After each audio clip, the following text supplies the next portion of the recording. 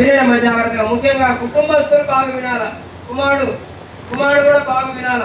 కనుక తన ఇంటికి వెళ్ళాడు. ఎక్కడికి వెళ్ళాడండి? దేవరాజు ఎక్కడికి వెళ్ళాడంటే తన ఇంటికి. తన ఇల్లు అనే మాట చాలా ప్రాముఖ్యమైనది. భౌతికంగా దేవరాజు ఇల్లు ఎక్కడుందంటే నాకు అట్లా తెలియదు. నేను అడిగితే ఏమని చెప్పారంటే ఏసీసీ కంపెనీకి ఎదురుగా అని చెప్పాడు కదా. అయితే ఇది భౌతికమైన ఇల్లు, కానీ ప్రియమైన వారు గారా పరలోకములో ఒక ఇల్లు కట్టుకున్నాడు ఆయన. అక్కడ ఇంట్లోకి వెళ్ళాడు. భౌతికంగా వీళ్ళందరూ మన ప్రియ సహోదరులందరూ దుఃఖపడతా ఉన్నారు. ప్రియమైన వారు గారా ఆ పరలోకములో ఆ ఇల్లుంటే అక్కడ నీవు దుఃఖపడు. తన ఇంటికి ఇప్పుడు సాయంత్రం అయిపోతుంది, అందరూ ఎవరింటికి వాళ్ళు వెళ్తాం. దుఃఖంతో ఉంటామండి, ఎవరింటికి వాళ్ళు వెళ్తాం అలా. ఇప్పుడు ఇది అయిపోయిన తర్వాత అదే విధంగా నిన్నటి దినాలు ఏమైపోయిందంటే దేవరాజన్న తన ఇంటికి వెళ్ళాడు. అయితే ప్రశ్న ఏంటో తెలుసా అండి? దేవరాజన్న ఒక ఇల్లుంది, అక్కడికి వెళ్ళాడు.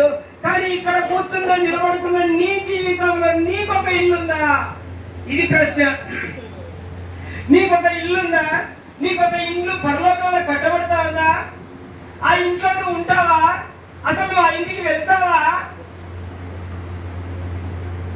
ఈ దేవరాజన్న మరి భూస్థాపన సందర్భంగా ఇదొక్క మాట దేవుడు మీతో మాట్లాడుతూ ఉంటున్నాడు. నువ్వు ఆ ఇంటికి వెళ్తావా? అక్కడ నీకు కూడా ఒక ఇల్లుంటే వినండి, దుఃఖపడే వాళ్ళందరూ బాగా వినండి జాగ్రత్తగా. దేవరాజు గారిని నువ్వు అక్కడ కలుసుకుంటావు ఆ ఇంట్లో. అర్థమవుతుందా అండి? ఆ ఇంటికాడ దేవరాజులను కలుసుకోవాలంటే నీకు కూడా ఒక ఇల్లు ఉండాలి అక్కడ. ఆయన సేవ చేస్తూ వచ్చాడు. సరే ఏదో ఒక చర్చికి అయితే వెళ్ళాడు. ఆ చర్చికో ఈ చర్చికో ఏ చర్చికన్నా వెళ్ళని ఆ చర్చికి వెళ్ళాడు. సమయం అయిపోయింది. ఇప్పుడు ప్రభు ఏమన్నారంటే బిడ్డ దేవరాజు నా దగ్గరికి రా. ప్రియమైన వారులారా ఆ ఇంటికి ఎట్లా వెళ్తూ వచ్చాడో తెలుసా? చూడండి వాక్యంలో ఏం రాయబడిందో. ప్రకటన గ్రంథంలో చూడండి 13వ అధ్యాయం. ప్రకటన గ్రంథం 13వ అధ్యాయం. ప్రియమైన వారులారా ఈ యొక్క రాత్రి మధ్యాహ్నకాల సమయంలో ప్రభు మాట్లాడే మాట ఏంటంటే ప్రకటన గ్రంథం 13వ అధ్యాయం 14వ అధ్యాయం 13వ వచనం 14, 13 చదవండి. అంతటా ఇప్పటి నుండి ప్రభువునందు మృతినందు మృతులు ధన్యులని వ్రాయబడి పరలోకం నుండి ఒక స్థానం చెప్పగా వింటిని. నిజమే, వారు తమ ప్రయాసములు మాని విశ్రాంతి పొందుతున్నారు.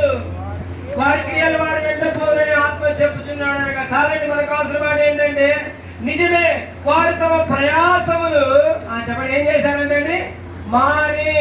ఎంత ప్రయాసపడుతూ వచ్చాడో, ఎంతగా ప్రయాసపడుతూ వచ్చాడంటే మనం అనుకోవచ్చు అయ్యో హాస్పిటల్కి పోయాడు, మరి హాస్పిటల్ ఎంతో దుఃఖపడుతూ వచ్చాడు. ప్రియమైన వారులారా ఈ మధ్యాహ్న కాలంలో దేవుడు మాట్లాడే మాట ఏంటో తెలుసా? దేవరాజు ఎక్కడికి పోయాడంటే ఆ ఇంట్లో ఈ ప్రయాసంతా మాని, ఈ యొక్క భూలోక